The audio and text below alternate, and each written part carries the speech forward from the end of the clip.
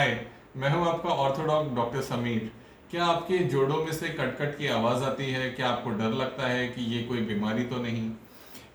उंगलियों में से, टोज में से या जॉइंट में से कभी कभी इस तरह की आवाज़ आना, ये सिर्फ एक टेंडन स्नैप है, इसमें कोई भी परेशानी की बात नहीं है। लेकिन घुटनों में से कभी कभी जब कटकट की आवाज़ आती है, तो अगर उसके साथ दर्द भी है तो आपको डेफिनेटली उसको किसी को दिखाना चाहिए। अगर आपके छोटे जोड़ों में सुबह को सूजन, लालपन रहता है या स्टिफनेस रहती है या खोलने बंद करने में कोई तकलीफ होती है, तो आप अपने ऑर्थोपेडिशियन को दिखाएं या फिर हमें कांटेक्ट करें नीचे दिए गए नंबर पे। बाय।